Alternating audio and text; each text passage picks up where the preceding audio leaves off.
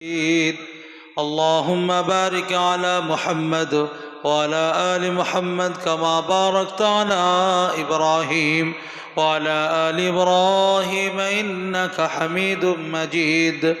الحمد لله نحمده ونستعينه ونستغفره ونؤمن به ونتوكل عليه ونعوذ بالله من شرور أنفسنا ومن سيئات أعمالنا.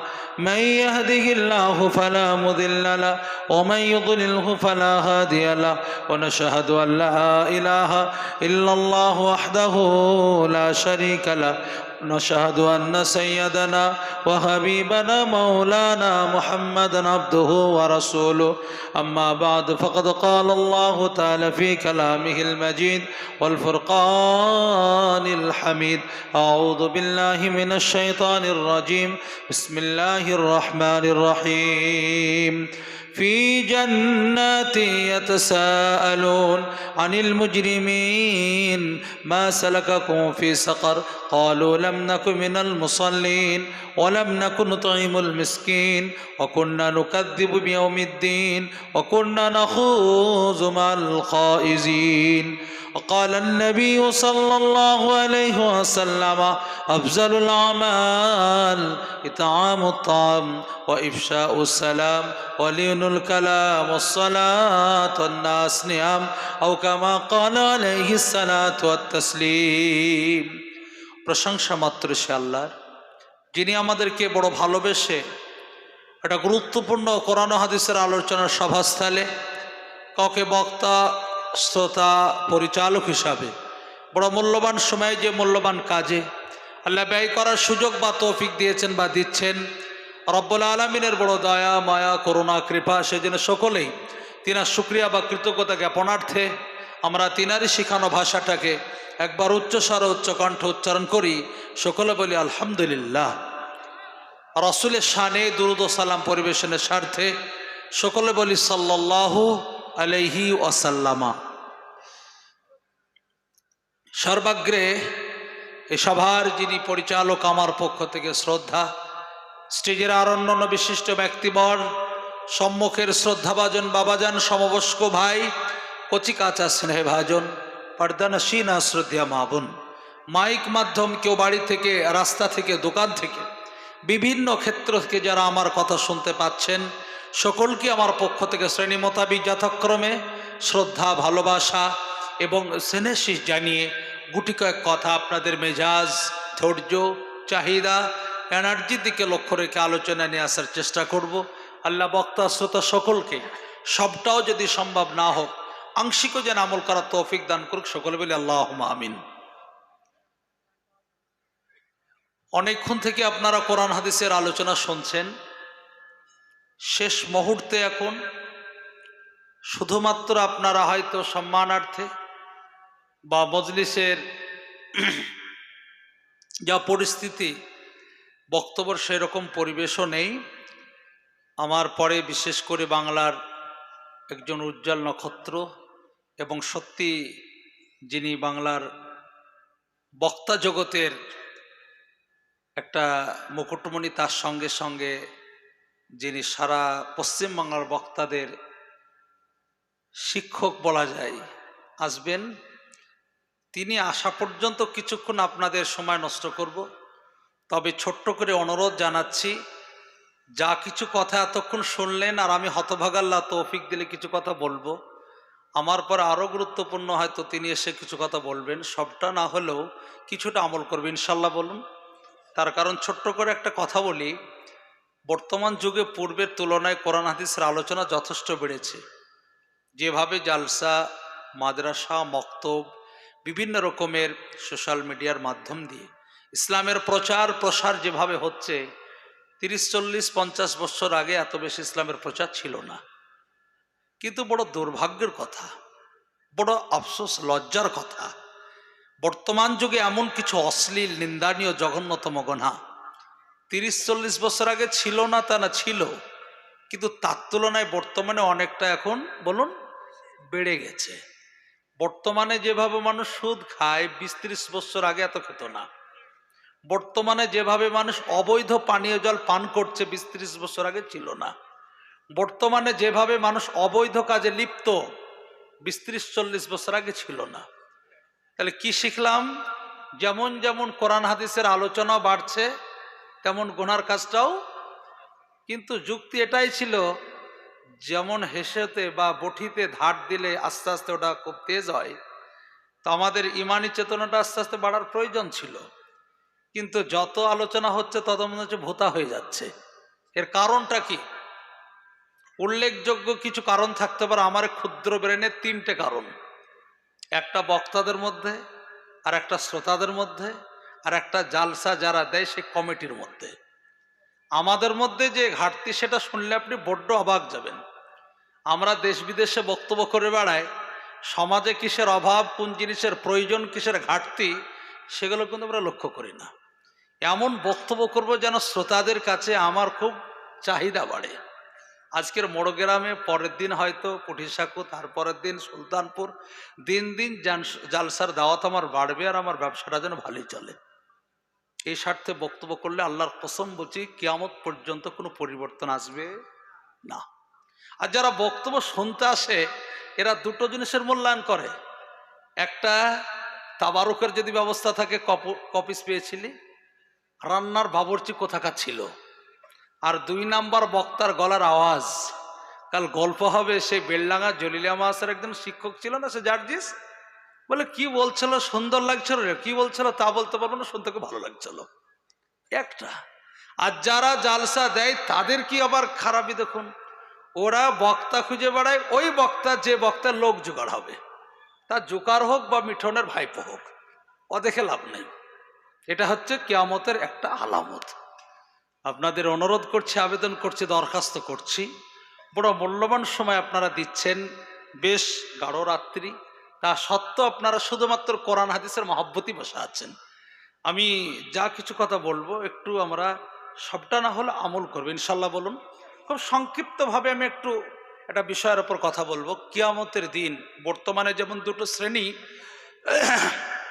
আল্লাহ পরকালও দুটো শ্রেণী করবে। একটা দেখুন, সব দিক থেকে মনে হচ্ছে দুনিয়ার বুকে সে এগিয়ে রয়েছে, আর্থিক দুর্বলতা নেই, সব দিক থেকে গাড়ি বাড়ি, মাল ধন দৌলত, টাকা পয়সা, মান সম্মান, ইজ্জত, আভিজাত্য, দাদাগিরি, সব দিক থেকে এগিয়ে। কিন্তু দুর্ভাগ্যর কথা, পরকাল সম্পর্কে সচেতন না থাকার কারণে যদিও দুনিয়াতে তার মাথাটা মনে হচ্ছে উঁচু, কিন্তু কিয়ামতের দিন তার মাথাটা নিচু হবে। আর একটা শ্রেণী মনে হচ্ছে সব দিক থেকে দুর্বল, টাকা পয়সার অতটা দাপট নেই, এলাকায় প্রভাব নেই, আভিজাত্য নেই, এলাকায় কোনো দাদাগিরি নেই, কিন্তু সৌভাগ্যবান ব্যক্তি পরকাল সম্পর্কে সচেতন ছিল।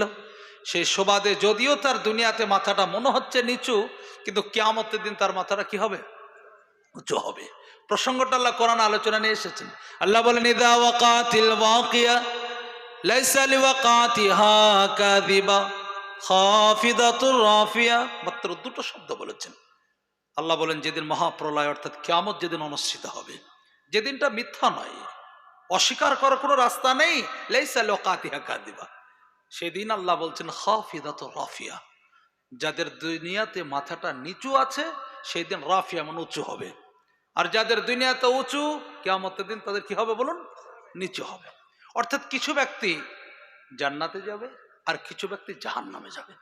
জান্নাতীরা জাহান্নামীদেরকে দেখে অবাক যাবে, আল্লাহকে জানতে চাইবে, আল্লাহ দুনিয়াতে তাদের বড় মান দিয়েছিলে, সম্মান দিয়েছিলে, ইজ্জত দিয়েছিলে, যথেষ্ট পজিশন দিয়েছিলে, কি কাজ করে এসেছে ওরা, আজকে জাহান্নামে কেন দিয়েছ?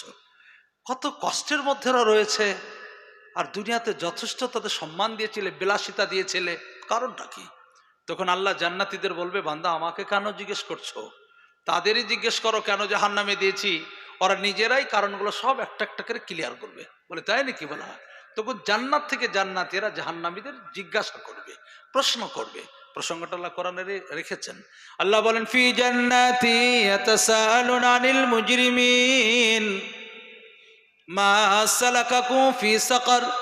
জান্নাত থেকে জিজ্ঞাসা করবে, প্রশ্ন করবে মুজরিমদেরকে, দোষীদেরকে, গুনাহগারদেরকে কেন ভাই আজকের তোমাদের সাকার নামী জাহান্নামে নিক্ষেপ করেছেন? দুনিয়াতে আল্লাহ বড় তোমাদের সম্মান দিয়েছিলেন, মান দিয়েছিলেন, আভিজাত্য দিয়েছিল, আল্লাহ তোমাদের পজিশন দিয়েছিল, বিলাসিতা দিয়েছিল, গাড়ি বাড়ি সব জিনিসের তোমাদের অঢালভাবে দান করেছিল। আজকের তোমাদের সাকার নামী জাহান্নামে আল্লাহ কেন দিয়েছেন? জান্নাতের যেমন 8টা গ্রেড হবে, জান্নাতের যেমন 8টা গ্রেড হবে, জাহান্নামের 7টা গ্রেড রয়েছে। সেই জাহান্নামের 7টা গ্রেডের মধ্যে একটার নাম হচ্ছে সাকার। জাহান্নামের নাম ধরুন, কেন জাহান্নামে সাকার নামে জাহান্নামে দিয়েছে? কালু, সেই দিন জাহান্নামেরা বলবে, 4টে কারণ উল্লেখযোগ্য জাহান্নামে যাওয়ার। 1 নম্বর কারণ বলবে লাম নাকু মিনাল মুসাল্লিন।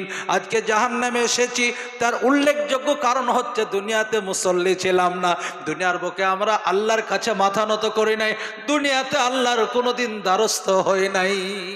অনেকগুলো কারণ, তার মধ্যে 4টে কারণ এখানে নিয়ে আসা আছে। আর 4টার মধ্যে আবার প্রথম কারণ বলুন, মুসল্লি ছিলাম না। মুসল্লি মানে আমরা পিকনিক করিনি নাকি? বাঙালি হলেও বুঝে গেছেন, আমার আর তফসির করার প্রয়োজন হলো না। আপনারা একটা প্রশ্ন করবেন যে হুজুর, এই বক্তব্য আমরা অনেকদিন শুনেছি, আমাদের দেশের ইমাম সাহেবও বলে জাহান্নামে যেতে হবে নামাজ না পড়লে, গ্রামের ছোটখাটো যখন মজলিস হয় তখনও শুনেছি। এ তো নতুন কিছু নয়, পুরাতন বক্তব্য। এই একটা বক্তব্য প্রায় মৌলভী সাহেবরা কেন করে, নামাজ নামাজ নামাজ, আর কি অন্য নতুন কোনো তথ্য এদের কাছে নেই? এ তো প্রায় শুনে থাকি। মানে টোটাল কথা হচ্ছে একই বক্তব্য কেন বারবার আপনারা করেন? 3টে উত্তর করা বললাম। 1 নম্বর, আমার আল্লাহ কিয়ামতের দিন সমস্ত বিষয়কে পেছনে রেখে প্রথম প্রশ্ন করবে নামাজ সম্পর্কে। 2 নম্বর উত্তর, আল্লাহ কোরআনে একাধিকবার নামাজ প্রসঙ্গে বলেছেন, তাই আল্লাহর নিয়মকে পালনার্থে, আল্লাহর সুন্নতকে পালনার্থে আমরা বলতে বাধ্য। 2 নম্বর। 3 নম্বর গুরুত্বপূর্ণ একটা উত্তর, আমার আল্লাহ কোরআনে বলেছেন ইন্নাস সালাতা তানহা আনিল ফাহশাই ওয়াল মুনকার। নিঃসন্দেহে সালাত মানুষকে অশ্লীল এবং নিন্দনীয় 2 প্রকারের গুনাহ থেকে বাঁচিয়ে দেয়। আমার আল্লাহ কোরআনে 2টো শব্দ ব্যবহার করেছেন, একটা শব্দ ফাহশা, অপর আর একটি শব্দ আল্লাহ মুনকার বলেছেন। 2টো শব্দের মধ্যে অনেকটা তফাৎ রয়েছে। ফাহশা এমন কিছু গুনাহ যেটা প্রত্যেকটা ধর্মের নজরে খারাপ, যেমন মিথ্যা কথা বলা, চুরি করা, মানুষ হত্যা করা, খিস্তি মারা, গালিগালাজ দেওয়া ইসলাম ধর্মে যেমন নিন্দনীয়, হিন্দু ধর্মে অপছন্দনীয়, সেটা খ্রিস্টান ধর্ম সমর্থন করে না। একে আরবিতে ফাহশা বলা হয়।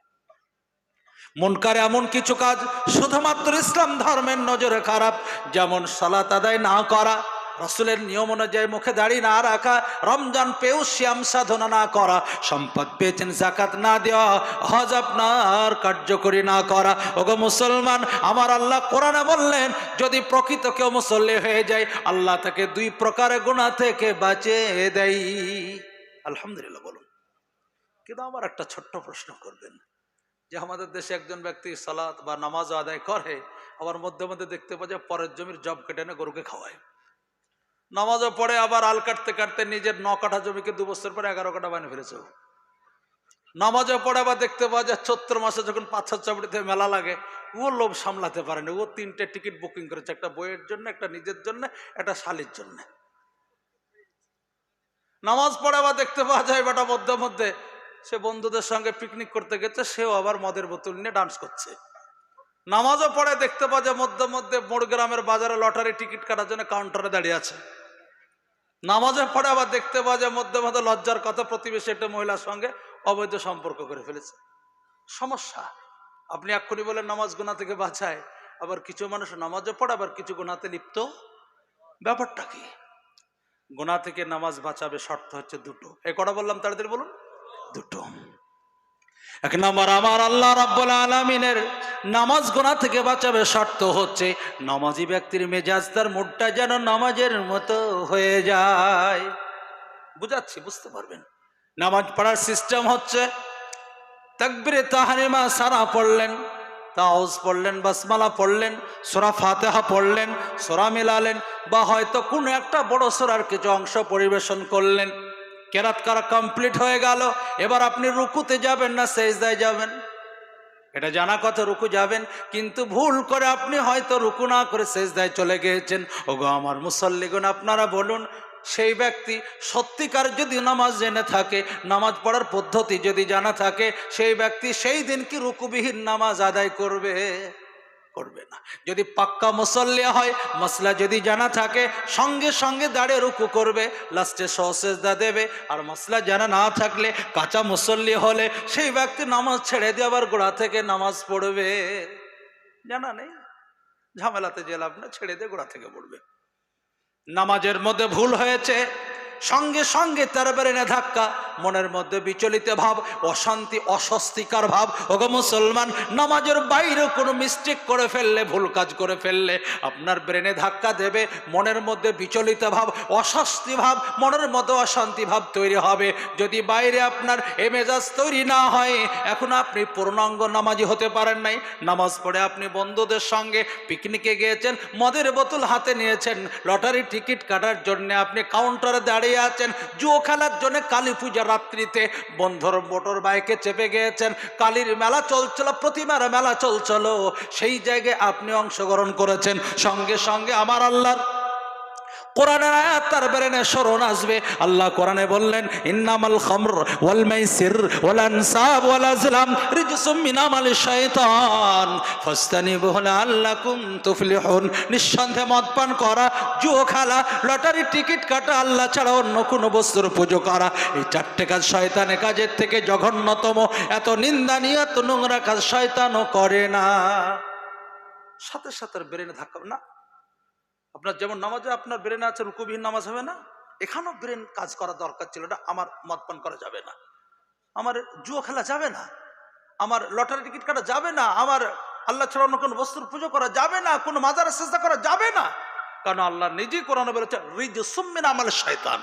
এই কাজটা শয়তানের কাছের থেকে জঘন্যতম। মানে এত নোংরা কাজ শয়তানও করে না। কিন্তু লজ্জার কথা, সবটাই জাতি আজকের একদম খুব ভক্তির সঙ্গে করে গো। 3 দিন ধরে ডিজি বাজায়, মাঠে পিকনিক করে, শুধু ডিজি বাজায় না, ডান্স, এবং ডান্সের তাল মেলানোর জন্য সঙ্গে হাতে বোতলও রাখে মদের। জুয়ো, কালী পূজার রাত্রিতে জুয়ো খেলতে যায়, জানেন, মাইসির। ওর মানে আকিদা, বিশ্বাস, যদি কালী পূজার রাত্রিতে 10 টাকা জিতে যায় তো পুরো বছর গুডিয়ার, মানে বরকতের রাত্রিতে জিতে গেছি। ছি ছি ছি ছি ছি।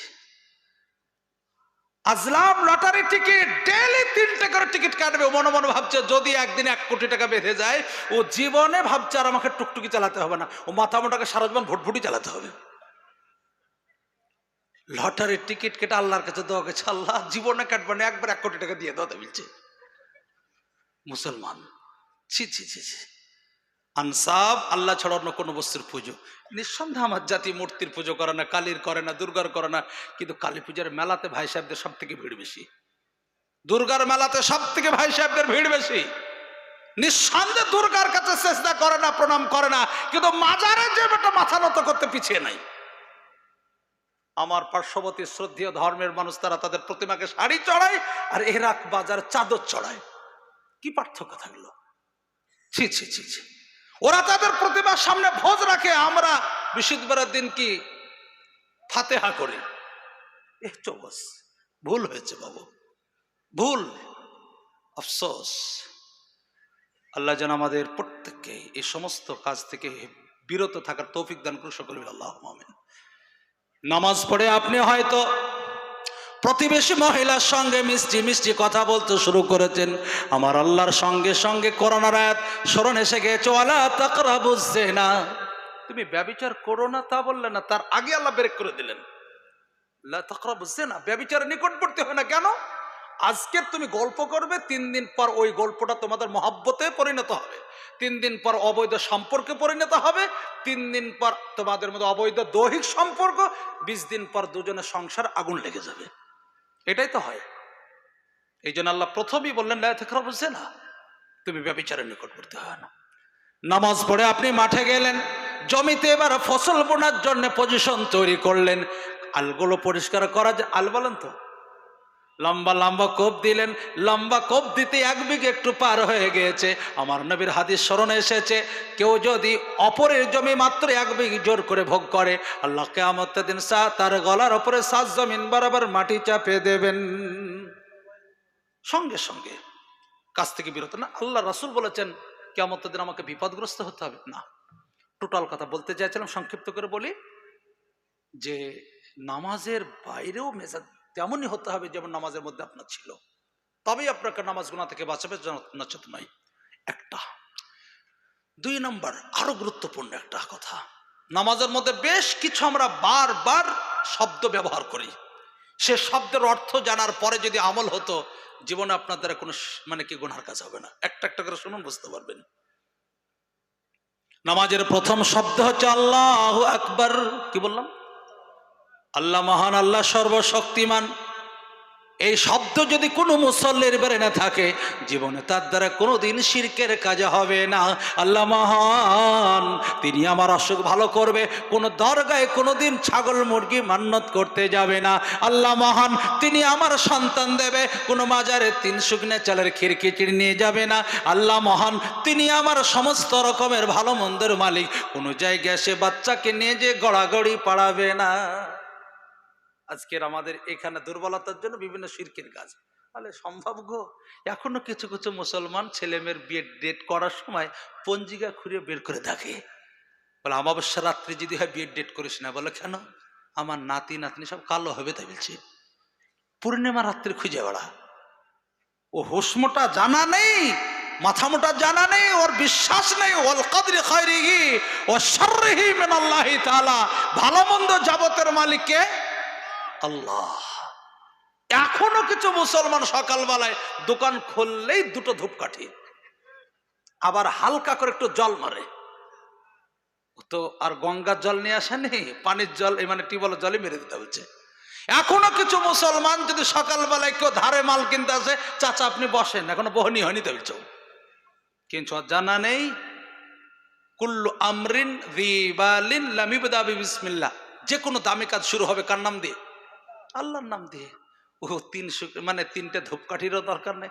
আবার ধূপকাঠি ধরে কি করা জানেন? ধূপকাঠি ধরাবে, একবার ক্যাশ বক্সের মধ্যে দিবে, একবার বিস্কুটের কার্টনের মধ্যে দিবে, চানাচুরের প্যাকেটের মধ্যে দিবে, এদিক দিক দিয়ে লাস্টের বেলা দাড়ির কাটা গুঁজে ভরে দেয়। আপনার দোকান দুর্গন্ধ হয়েছে বাবা, পারফিউম দেন, ধূপকাঠি দেন, কোনো অসুবিধা নেই, কিন্তু সকালবেলায় দিতে হবে। কে শিখিয়েছে? আপনার দোকানে নোংরা হয়েছে, পানি দিয়ে পরিষ্কার ধোয়াধুয়ি করেন, কোনো ব্যাপার নেই। চাকায় কাদা লেগেছে, পানি দিয়ে ধান, কোনো ব্যাপার নেই, কিন্তু সকালবেলায় পানি দিতে হবে, দিয়ে গাড়ি স্টার্ট করতে হবে। কে শিখেছে? আফসোস, এখনো মুসলমানের মেজাজ জানেন, ভালো ধানের ফলন দিয়েছে আল্লাহ। পার্শ্বের এক মুরব্বী বলছে, আল্লাহ তোকে বড্ড ভালোবাসে রে, এবছর এই শুরু ধান এত বেশি কারি হয়নি, তৈরি হয়েছে। আল্লাহ সত্যি তোকে ভালোবাসে। ও মাথা মোটা উত্তর দিচ্ছে, আল্লাহ ভালোবাসে, এবছর ভালো ফ্যাক্টরি পরশ ডিএপি দিয়েছে বলে হয়েছে বলছে। আল্লাহ আল্লাহ আমাদের ইমান দান করো, সকল বিল আল্লাহ আমিন। এই জন্য কোরআনে আল্লাহ বলেছেন, এই আইয়ুহাল্লাযীনা আমানু আমিনু, হে মুমিন তোমরা ঈমান নিয়ে এসো। মুমিনের মুখ থেকে এমন এমন কথা বাড়া যে ঈমানগুলো আশ্চর্যমার হয়ে যায়। আগামী থেকে আর নয়, ইনশাআল্লাহ বলুন। 2 নম্বরে নামাজের ভাষা হচ্ছে সামি আল্লাহু লিমান হামিদা। যে ব্যক্তি আল্লাহর প্রশংসা করলো, আল্লাহ তিনার প্রশংসা শুনতে পেলেন। ওগো আমার আল্লাহ, আল্লাহ ভাই, আল্লাহ যদি আপনার মুখের প্রশংসা শুনতে পায়, চায়ের দোকানে পরের গীবত করছেন সেটা মনে হয় শুনতে পাবে না। পাবে না? বলুন। গীবত করছেন সেটাও শুনতে পাবে, মিথ্যা বলছেন শুনতে পাবে, একের কথা অপরকে লাগাচ্ছেন যাকে নামিমা বলা হয়, চুগলখড়ি বলা হয়, সেটাও আল্লাহ বুঝতে পারেন। কোনোদিন নামাজি করবে না, কারণ ও তো বারবার নামাজের নিজে স্বীকার করছে সামি আল্লাহু লিমান হামিদা, আল্লাহর প্রশংসা করলে আল্লাহ শুনতে পায়। সুতরাং আল্লাহর কোন বান্দা মিথ্যা বললে আল্লাহ শুনতে পাবে, ও চুগলখড়ি করলেও শুনতে পাবে, গীবত করলেও বলুন শুনতে পাবে।